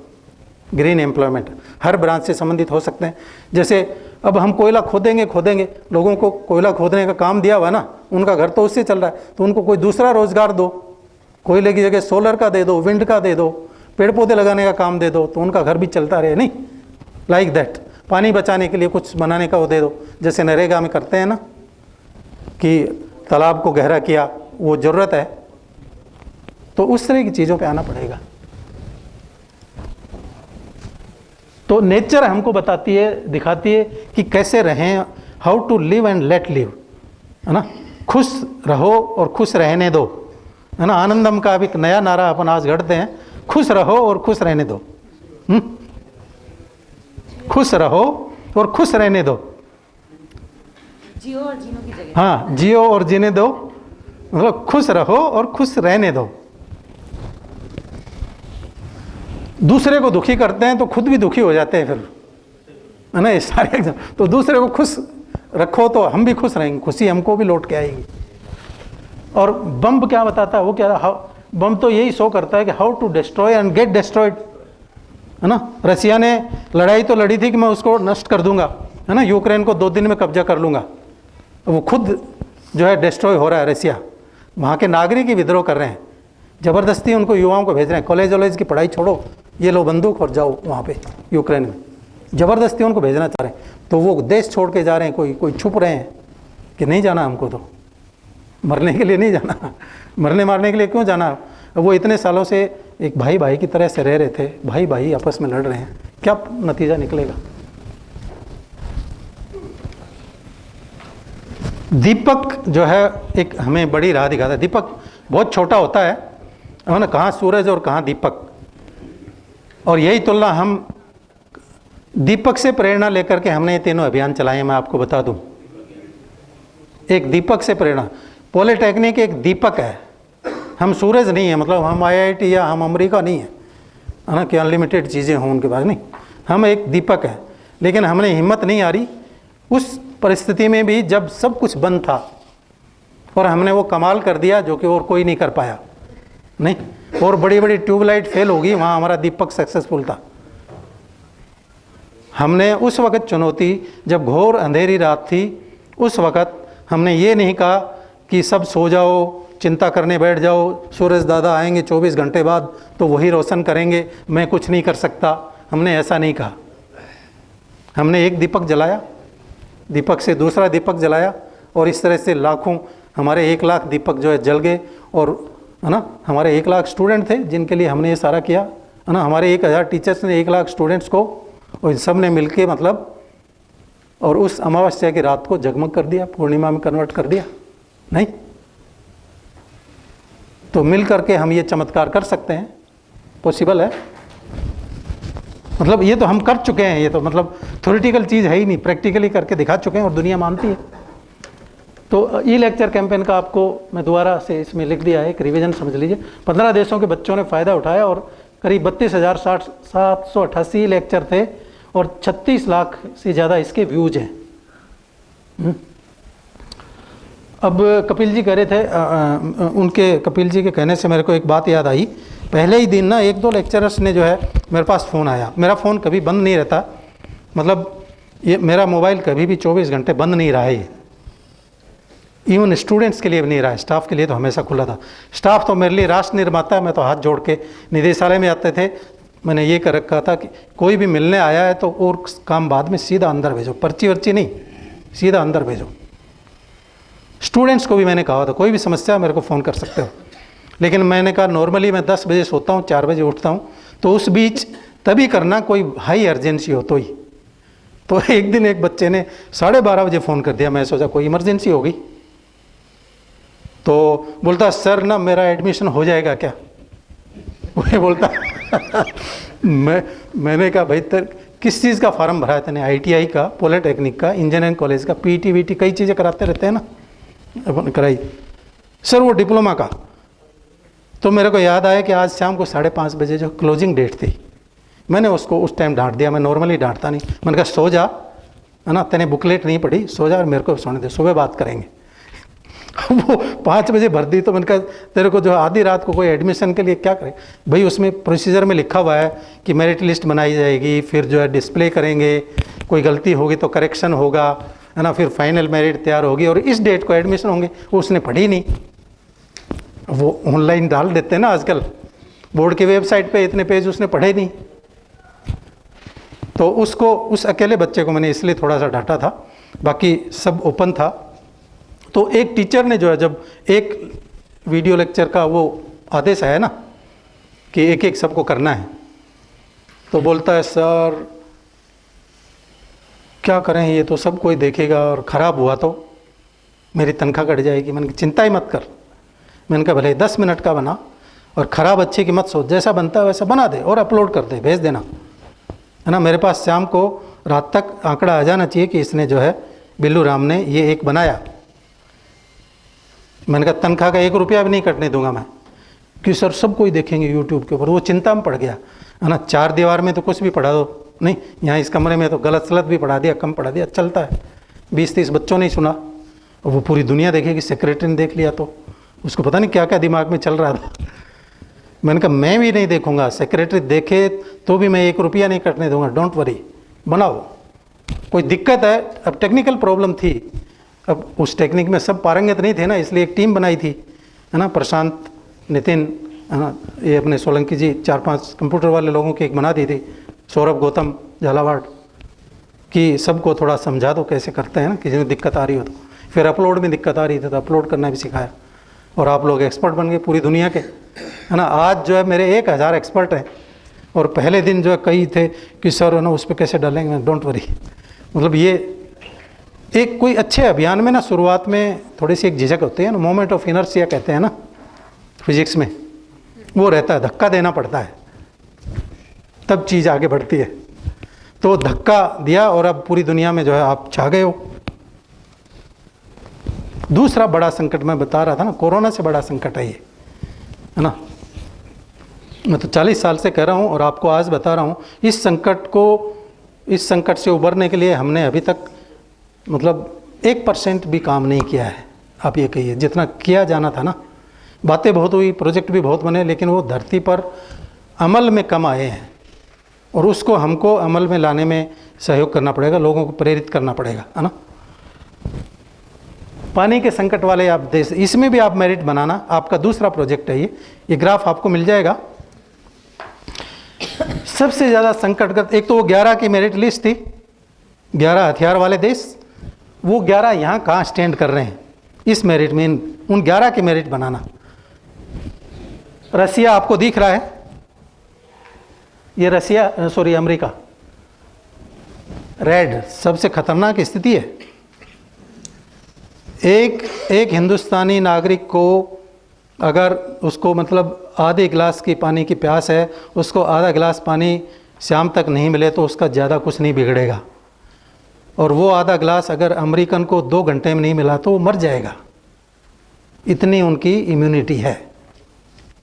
ये मैं आपको बता दूं, जो ज़्यादा आराम में रहता है ना वो ज़्यादा जल्दी जाता है, इम्यूनिटी डाउन हो जाती है। बहुत ज़्यादा आराम करो तो चले फिरेंगे भी नहीं, कुछ करेंगे नहीं, सब काम मशीन से, सब कुछ मशीन से हो रहा है, आदमी तो वहाँ कुछ करता नहीं है, इसलिए वहाँ बीमारियाँ बढ़ रही हैं। खाने पीने को सबसे ज़्यादा है ना, वो न्यूट्रिएंट्स, प्रोटीन वो आप देखोगे ना सारे उनके पास ज़्यादा है, लेकिन वो इम्यूनिटी नहीं। ये देखिए आप, साउथ अफ्रीका अमीर है, ऑस्ट्रेलिया और दूसरे चाइना, है ना, मेरिट में आप इनके आप मेरिट बनाइएगा। ये एनालिसिस हम करेंगे, ये आपके काम आएगी ना, बच्चों को समझाने में आसान रहेगा। मतलब हमारे रोल मॉडल वो देश हैं जिनका रोल मॉडल हम होने चाहिए, नहीं हम उनसे बेटर काम कर रहे हैं, हालांकि हमको और बेटर करना है, लेकिन उनसे तो आज भी बेटर है। लेकिन हमारी आज की पीढ़ी काफ़ी क्या उनको रोल मॉडल मानती है, अमेरिका, वहाँ के विद्यार्थी या वहाँ की यूनिवर्सिटीज़ या यूरोपियन या और कोई ऑस्ट्रेलियन, लाइक दैट। पानी की स्थिति हिंदुस्तान में आप देखिए, ये आनंदम है क्या। 1947 में प्रति व्यक्ति पानी की उपलब्धता कितनी थी? 6008 क्यूबिक मीटर पर ईयर, और क्वालिटी में भी अच्छा था, पोल्यूटेड नहीं था। क्वांटिटी है ये और वो क्वालिटी भी थी अच्छी। 47 में आज़ाद हुए इतना, उसके बाद आज़ादी के बाद ये जो है ये फिगर गिरता जा रहा है। 2025 में 1341 हो जाएगा, 2050 में 1140 क्यूबिक मीटर पर ईयर। यानी पानी का संकट, जो जो पानी की उपलब्धता घटती जा रही है, संकट बढ़ता जा रहा है। तो पेयजल एक बड़ा संकट बनने वाला है। तो फिर खाना कहाँ से आएगा हमारा? वो भी तो पानी से उगता है ना। जब पानी पीने पे ही संकट हो जाए तो खाना कहाँ से आएगा? उस पर भी संकट होगा। दोनों संकट एक साथ साथ चलेंगे। और राजस्थान की स्थिति तो देखें तो यहाँ की स्थिति तो सबसे ख़राब है। राजस्थान में तो वैसे पानी की कमी है, 2/3 रेगिस्तान है अभी जो है हम हिमालय से पानी ला रहे हैं, जब हिमालय के सारे ग्लेशियर पिघल जाएंगे बुद्धिमान प्राणी के कारनामों से, है ना, जोशीमठ यही तो सिग्नल दे रहा है, केदारनाथ यही तो सिग्नल दिया था। मतलब हम आयातित पानी पर निर्भर हैं, है ना। वो पानी जो है कल को हिमाचल और पंजाब के लिए कम पड़ जाएगा, हमारे तो नहर बंद हो जाएगी, वो तो बंद कर देंगे। नहीं, हमारे पास है नहीं, रियल में नहीं होगा उनके पास, उनकी ज़रूरत के लिए नहीं होगा, तो यहाँ कहाँ से आएगा। तो हमको यहीं पानी बचाने का जुगाड़ करना है, ऐसे प्रोजेक्ट्स बनाने हैं, यहाँ का पानी जब बरसे तो वो हमारे लिए उपलब्ध रहे, उसको स्टोर करें। कोटा का इसलिए बताया, कोटा वाला फिगर, कोटा में कितना पानी था, जोधपुर की सड़कों पर कितना पानी भरा, आज वो पानी कहाँ है? नहीं है, हमारे उपयोग के लिए नहीं है, हमने स्टोर ही नहीं किया उसको, कुछ सिस्टम बनाया ही नहीं। उस सारे पानी को स्टोर कर लेते, कोई तालाब कोई डैम कुछ बना लेते, उसको रिचार्ज कर देते ग्राउंड में। ज़मीन के नीचे पानी नहीं है, रिचार्ज भी नहीं कर रहे, तो किस तरह का विकास कर रहे हैं? विकास है ये? आप बताइए। मतलब ऊपर वाला तो मेहरबान है, पानी दिया, उसको आपने स्टोर ही नहीं किया, उसको मैनेज नहीं किया ढंग से। खाने के मामले में क्या हाल है आप देखिए, 1.3 billion ton food wasted every year. खाते कम है, बर्बाद ज़्यादा करते हैं। 1.3 मिलियन। एक तरफ लोग जो है 2 रोटी के लिए भूखे जब सो जाते हैं, नहीं मिलती है शाम को, सुबह मिल गया तो शाम की कोई गारंटी नहीं, और दूसरी तरफ इतना वेस्टेज। और 1 बिलियन लोग जो है वो कुपोषित हैं। मतलब 130 करोड़ टन वेस्ट कर रहे हैं, और कितना ये नॉरिश है। अनदर 1 बिलियन स्लीप हंगरी, भूखे सोते हैं। मतलब आज की धरती की स्थिति ये है लगभग। आपको दिख तो रहा है? जी सर। थोड़ा सा इधर हो जाए। तो सोलर मिशन है ये हमारा, एक सोलर मिशन हमारा आनंदम का मिशन है। सोलर टेक्नोलॉजी को पॉपुलर करने में हमको कोई कसर नहीं छोड़नी चाहिए। बच्चों को पढ़ाएं, हम खुद अपने घर में उपयोग में लें। अगर हम ज़्यादा सक्षम हैं, इंडस्ट्रियलिस्ट लेवल के या उस लेवल के हैं, तो और जगह भी लगाएं, और या उद्योगपतियों को प्रेरित करें। जितना काम हम कर सकते हैं, ये जितना ज़्यादा इस्तेमाल करेंगे उतना कोयला पेट्रोलियम का वो खर्चा घटेगा, उतना पोल्यूशन घटेगा, क्लाइमेट चेंज पर हम काबू पाएंगे। तो ये आपका अमूल्य योगदान होगा, बहुत बड़ा योगदान होगा, छोटी बात नहीं है। आप कहेंगे क्लास में कहने से क्या होता है, क्लास से ही तो चमत्कार होता है। वो आप कर चुके हो ऑलरेडी, है ना। 3 आपके मिशन याद रखो हमेशा, वो आपके प्रेरणा स्रोत। इन मिशन को ही तो आगे बढ़ा रहे हैं अपन, जिसमें ऑलरेडी अपन सक्सेसफुल हैं, उसको और आगे बढ़ाना, ज़्यादा बड़े लेवल पर लेके जाना है। और उसमें ना हमारी महिला शक्ति को, आधी आबादी को भी इन्वॉल्व करना है एक्टिवली, जो कि नॉर्मली नहीं करते हैं। तो उनकी एनर्जी तो जो है काम में नहीं आई ना। और राजस्थान के हैं हम, राजस्थान में तो और भी ज़्यादा सूरज दादा मेहरबान है। नहीं, 300 दिन कम से कम सनी डेज होते हैं, 300 से भी ज़्यादा होते हैं। यहाँ जोधपुर में तो और भी ज़्यादा, 325 से ज़्यादा दिन यहाँ धूप जो है पड़ती है अच्छी खासी। पेड़ लगाने की बात है, जहाँ पेड़ों के मामले में हमारी स्थिति देखिए क्या है। प्रति व्यक्ति है ना, ट्री पर पर्सन। कनाडा में एक व्यक्ति के पीछे 10,163 पेड़ है। फिर ग्रीनलैंड में उससे थोड़ा कम, ऑस्ट्रेलिया कम, United States, France, Ethiopia, China, UK, India 28। हम बहुत पीछे हैं हमारी आबादी की तुलना में ना, प्रति व्यक्ति ये आंकड़ा है। तो हमको बहुत ज़्यादा ग्रीनरी भी फैलानी है, इस मिशन में ही हम आगे आ सकते हैं। हमारा जो पॉलिटेक्निक का प्लांटेशन अभियान था ना, वो इसीलिए प्रेरित था कि हम इस तरह से भी आनंद मिला सकते हैं। हम अपने फेफड़े सुरक्षित रखें। हमारे पॉलिटेक्निक की चारों तरफ जो है 2 लेयर की या 3 लेयर की पेड़ों की लाइन होगी तो हमारे फेफड़े सुरक्षित हैं। बाहर जो रोड है उसके व्हीकल्स हैं, उनका पोल्यूशन हमारे तक नहीं आएगा। नहीं, हमारी ऑक्सीजन वहीं पैदा कर रहे हैं हम पॉलिटेक्निक में। तो हम एक रोल मॉडल, बाकी आपकी सिटी के बाकी सब के लिए रोल मॉडल अपना पॉलिटेक्निक बन सकता है ना। कोई भी जाके जो है वो कहेगा देखो पॉलिटेक्निक में इतने शानदार पेड़ लगे हैं, लगाओ। कलेक्टर है या एसपी है या यूँ कोई मंत्री संतरी आए तो वो भी यही बोलेंगे देखो वहाँ देखो, उनकी तरह से आप लगाइए। और ये वो हम हमारे लिए, सिर्फ दूसरों के लिए नहीं, वो हमारी अपनी आवश्यकता है। भाई हमको सांस लेने के लिए ऑक्सीजन चाहिए, हमारी कार को, मोटरसाइकिल, स्कूटी, उनको भी सांस लेने के लिए ऑक्सीजन चाहिए। वो कब चलेंगी, उनका ईंधन जलने के लिए भी तो ऑक्सीजन चाहिए। वातावरण में ऑक्सीजन होगी नहीं, कम होगी तो हमारा वो ईंधन सही नहीं जलेगा और हमारे फेफड़ों में भी जो है पोल्यूशन जो है ज़्यादा फैलेगा। और आर्टिकल 51 AG में जो है ना, ये हमारे मूल कर्तव्य में लिखा है, पेड़ लगाना हमारा मूल कर्तव्य है, पर्यावरण को बचाना मूल कर्तव्य है। कर्तव्य को तो किसी को याद ही नहीं है, फंडामेंटल राइट सबको याद है, मूल अधिकार, मूल कर्तव्य क्या है उनमें ये है। तो जैसे कोरोना जैसा संकट आएगा ना आगे पानी वाला, तब कोरोना में जैसे प्रतिबंध लगे थे, पुलिस वालों ने बैरिकेड कर दिया, आप घर से बाहर नहीं निकलोगे, एक पुलिस वाला बैठ गया नहीं इनके कोरोना है, उस तरह की सख्ती इसमें आ जाएगी कि 51 AG आर्टिकल पढ़ा नहीं आपने, 1951 से लागू है ना। 75 साल में आपने क्या किया, पुलिस वाला ऐसे बोलेगा, वो ऐसे बोलेगा क्या किया आपने, ज़बरदस्ती लागू कराएंगे। ज़बरदस्ती की नौबत नहीं आए, हम अभी सारा सही सिस्टम को सही कर दें जी। तो वृक्ष सुरक्षा, बिग सुरक्षा, इससे बड़ी कोई सुरक्षा नहीं है। ऑक्सीजन के सिलेंडर खरीदने की जरूरत ही नहीं पड़े, ऐसा इंतजाम हम कर दें। एक वृक्ष 10 पुत्रों के समान बताया गया है, हमारे पुराणों में कहा गया है ना। उस वक़्त कोई पोल्यूशन की इस तरह की समस्या नहीं थी, लेकिन इतनी समझदारी थी, हाँ, समझ की बात कही। ग्लोबल वार्मिंग है ना, अपन करे जा रहे हैं पेट्रोल डीजल कोयला फूंक फूंक के, हमारी लाइफस्टाइल से आनंदम किसमें, इन हार्मोनी विद नेचर। तो पॉलिटेक्निक का पेड़ लगाओ अभियान क्या था, नेचर को यहाँ पे लेके आओ, है ना। जंगल हमसे दूर है, वहाँ हम नहीं जाते, अपने यहीं पे उगा लो ना, जगह है तो नहीं हमारे पास, बाउंड्री के चारों तरफ, बाउंड्री के बाहर अंदर, वो आप लगाइए जितनी जगह उपलब्ध है उसमें। तो उसमें आनंदम तब आएगा ना।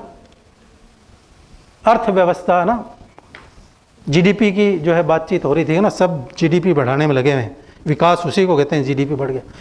लेकिन GDP से क्या नुकसान होने वाला है, GDP ने जो है वो GDP, ये पर्यावरण पोल्यूशन जो है इन सारे देशों की अर्थव्यवस्था को ध्वस्त करने वाला है। आप देखिए, जलवायु परिवर्तन से वर्ष 2100 तक कनाडा की अर्थव्यवस्था को सबसे ज़्यादा 13%, अमेरिका को 10.5%, भारत जापान 10%, इतना GDP को नुकसान होने वाला है, सीधा नुकसान अभी भी हो रहा है, उसको नाप नहीं रहे हैं, और ज़्यादा हो जाएगा। सदी के अंत तक अमेरिका को 34.5 खरब डॉलर का नुकसान हो सकता है ना। तो अमेरिका जो है दूसरे देशों को लड़ा के और अपने हथियार बेच रहा था और सुपर पावर और पैसे वाला बन रहा था, तो बर्बाद होने वाला है वो, है ना। This is not Joy of giving, नहीं ना। ये ग्रेटा थर्नबर्ग नाम आप जानते हैं, सुना है नाम।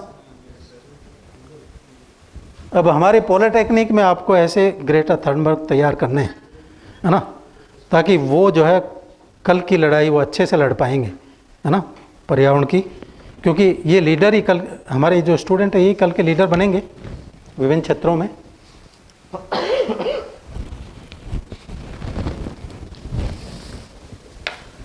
विद्यार्थियों को, शिक्षक विद्यार्थियों को सर्वश्रेष्ठ लाइफ स्किल प्रदान करें, है ना। ये लॉकडाउन से पहले हमने एक जगह एक अभियान चलाया था, उसमें मैंने कहा था हमको जो है ये संक्षेप में कि युवा वर्ग को हम भारतीय संस्कृति और क्लीन टेक्नोलॉजी से सुसंस्कारित कर सार्थक दिशा दें। तो मतलब इसका निचोड़ यही आएगा कि एक तो इंडियन जो कल्चर है, रहन सहन का जो तरीका है वो एनवायरनमेंट फ्रेंडली रहा है, वैसा लाना पड़ेगा हमें। तो जोर ज़बरदस्ती से कोई कराए उससे पहले हम अच्छा वो लाइफस्टाइल सही अपनाएं और दूसरों को प्रेरित करें। और क्लीन टेक्नोलॉजी, जिसको हम ग्रीन टेक्नोलॉजी कहते हैं, उस टेक्नोलॉजी पर हम, तो वही जो है हमको क्या करना है आनंदम के लिए, पोल्यूटिंग टेक्नोलॉजी को ठीक करें, नॉन पोल्यूटिंग टेक्नोलॉजी को लाएं और उसको ही जो है उपयोग में लें, और नॉन एनवायरनमेंट फ्रेंडली लाइफस्टाइल है उसको हम बदलें।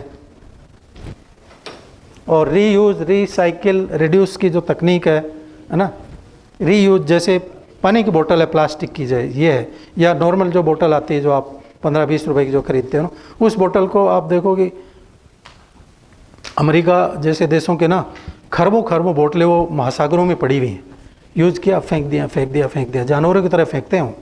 पढ़े लिखे कहते हैं हम, वो पढ़े लिखे नहीं हैं असल में। हाँ, एक बोतल या तो आप लीजिए मत, ले लिए तो आप उसको 1000 बार यूज़ करो ना, आप उसको फेंको मत, आप घर ले जाओ, उसको भर के ले आओ, अगले दिन उसी को यूज़ कर लो। 1000 बार आपने यूज कर ली तो आपको कितना पुण्य मिलने वाला है, कितने तीर्थ के बराबर आपको पुण्य मिलेगा, आप कैलकुलेट करिएगा, बहुत बड़ा पुण्य मिलेगा। नहीं तो आप 1000 बोतल फेंक चुके होते, कितना आपका पुण्य नष्ट होने वाला था। नहीं,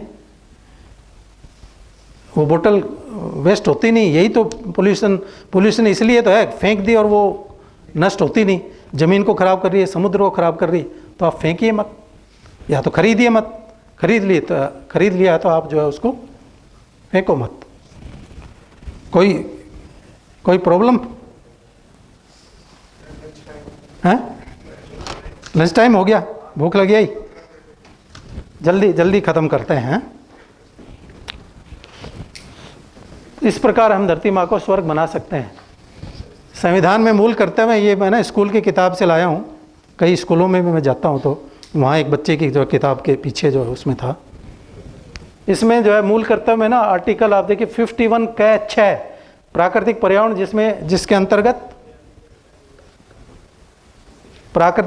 जिसके अंतर्गत वन, झील, नदी और वन्य जीव हैं की रक्षा करें, उनका संवर्धन करें और प्राणी मात्र के प्रति दया भाव रखें। ये हमारा जो है वो मूल कर्तव्य है, उसको आप सारे बच्चों को याद दिलाएं और उनको जो है उस पर चलने के लिए प्रेरित करें। विश्व पर्यावरण दिवस पर एक कार्यक्रम हुआ था, उसमें कहा गया था तो plant trees, save water, save electricity, SOS, switch off something, इसकी आप एक आदत डाल दो सारे बच्चों में कि क्लास में से बाहर निकलेंगे सारे स्विच ऑफ करेंगे, तो आप बहुत सारे जो है क्या कहना चाहिए, आप अपने पॉलिटेक्निक के और निदेशालय का पैसा, बिजली का बिल कम होगा तो बचा देंगे और उतना कोयला भी कम फूकेगा। हमारा रोल और क्या है ना, ये आपके लिए कुछ चीज़ें हैं जो कि आप बच्चों को बता सकते हो। नहीं तो अगर हम इसी तरह से चलते रहे तो यही साल जो है इस सदी का सबसे बुरा साल साबित हो सकता है। जोशीमठ तो यही करा है, इस तरह की चीज़ें करते रहे ना, अभी तक करते रहते हैं, वैसे ही चलते रहें तो। और खुश लोग कौन हैं? जो कि हमेशा खुश रहते हैं, उनका एटीट्यूड जो है पॉजिटिव रहता है, वो खुश रहते हैं इन परिस्थितियों में। TTC पॉलिटेक्निक है ना, इनका हम 10 से 15% बिजली का बिल कम कर सकते हैं। एक छोटी सी टेक्निक, स्विच ऑफ समथिंग, ये अपना लें, अपने घर का भी बिल कम कर सकते हैं, पॉलिटेक्निक का भी। बच्चों को पैदल चलना या साइकिल का यूज़ करना वो सिखाएं, नहीं तो 4 कदम पे जाना है, मोटरसाइकिल, स्कूटी से या कार से जाएंगे। और एक डिपार्टमेंट से दूसरे डिपार्टमेंट, जहाँ कॉलेज बड़ा है ना, वहाँ जाने में भी यही, एक जगह आपने पार्किंग कर दी, उसके बाद पैदल चलो, तो खुद का स्वास्थ्य भी सही रहेगा। ये बच्चों को भी समझाना ज़रूरी है।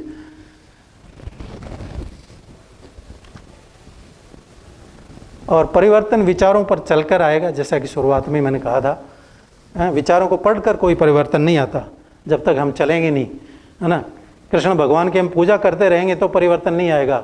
उन्होंने क्या कहा, उनकी लाइफ स्टाइल क्या थी, वो अपन अपनाएंगे तो जो है परिवर्तन आएगा। जाम्बू जी की लाइफ स्टाइल हम अपनाएंगे तो परिवर्तन आएगा। और जीवन में नेक काम आप निरंतर करते रहें तो आपको सबसे बड़ा फ़ायदा क्या होगा, ये आनंद मना नेक काम है। आप अपना सब्जेक्ट जो है पढ़ा रहे हैं ना, उससे भी बड़ा नेक काम ये है। वो आप जितना बढ़िया करेंगे उतना ज़्यादा आपको मेंटल पीस मिलेगी, है ना, आपको शांति, आपको नींद गहरी आएगी, नींद की गोली नहीं लेनी पड़ेगी। 1/3 अमेरिकियों को नींद कब आती है? जब वो गोली लेते हैं। ये चीज़ भी है, मतलब सुपर पावर बनने के क्या सुख हैं, सोने के लिए भी गोली लेनी पड़ती है। तो वो वाला सुख हमको नहीं चाहिए ना। ग्रेटेस्ट वेल्थ क्या है? सुकून की नींद आए। और आज जो है हम ये आपके ना विद्यार्थियों से भी आप करा सकते हैं। एक क्लास के बाद आप उनसे ये प्रण लेवाएं कि, है ना, थाली में जूठा नहीं छोड़ेंगे, वाश बेसिन में नल खुला नहीं छोड़ेंगे, यानी पानी बचा, अनावश्यक जलती हुई बत्तियां, यानी स्विच ऑफ समथिंग वाला सिद्धांत वो अपनाएंगे। और ऐसे कागज़ भी वेस्ट करते रहते हैं, थोड़ा सा 2 लिखा गलत हो गया तो फाड़ के फेंक दिया, वो भी गलत आता है। कितने पेड़ कट जाते हैं कागज़ की वेस्टेज से भी। और इस तरह से देश और दुनिया उधर, और खड़े वाहनों में जलता पेट्रोल, है ना, 2 साथी मिलेंगे, एक इधर से आया एक उधर से, रोड के बीच में खड़े होके दोनों के इंजन चालू और डिस्कस कर रहे हैं महत्वपूर्ण मसले, नहीं कि रूस जीतेगा कि यूक्रेन जीतेगा। अरे भाई इंजन बंद कर लो, पेट्रोल महंगा है, आपके फेफड़े में धुआं जा रहा है, नहीं, जेब भी खाली हो रही है। उसके बाद साइड में होके फिर रूस यूक्रेन डिस्कस कर लो, या कौन सी क्लास बंक करनी है वो भी डिस्कस कर लो, रोड के बीच में नहीं, है ना। तो ये अनुशासन जो है थोड़ा सा बच्चों को हम सिखाएं। और 15 प्रकार के आनंदम जैसे इसमें बताया है, आप मुस्कुराते रहें। सबसे पहला तो ये अपनी मुस्कुराहट को आप गायब नहीं होने दें। आप कॉलेज में घुसते हैं तो मुस्कुराते हुए चेहरे से घुसिए, क्लास में मुस्कुराते चेहरे से, तो आप हैप्पीनेस फैलाएंगे। आप उदास होंगे तो आपके विद्यार्थी भी, पूरी क्लास उदास, पूरे साथी आपके उदास। जल बचाएं, बिजली बचाएं, पेड़ लगाएं, प्रदूषण भगाएं, जैव विविधता को बचाएं, बेटी बचाएं, बेटी पढ़ाएं। ये ना इस तरह की 13 चीज़ें आप जो है 15 चीज़ें, रिसाइकल एंड वॉक, है ना, ये सब आप, और हंसते रहिए, हंसाते रहिए। सरकार की आनंदम की योजना का लाभ आप सबको देते रहें। इन्हीं शब्दों के साथ में, है ना, भाई के sir, Kapil sir, PTC staff, सबको, आप सबको जो है ना बहुत बहुत धन्यवाद। आप ये नंबर ज़रूर नोट कर लें, और ये ईमेल एड्रेस, आपको कोई और कुछ पूछना हो और भेजना हो, आपका अचीवमेंट आप क्या कर रहे हैं, मेरे को भेजिएगा सुझाव। Email address dsyiste88@gmail.com। Mobile number 9828499860। Mobile number मैं दोबारा बोल दूं, ब्लू में थोड़ा दिख नहीं रहा होगा। 9828499860। व्हाट्सएप नंबर है, आप व्हाट्सएप कर सकते हैं, मेल कर सकते हैं। तो आप सभी को जो है बहुत बहुत धन्यवाद। ये आपका अभियान था, मैं आपको आपने क्या किया है वो दिखाने आया हूँ। लॉकडाउन से लेकर अब तक आपने क्या किया, बहुत अच्छा किया है, उसको और अच्छा करना है। और कोई कुछ क्वेश्चन? Sir phone number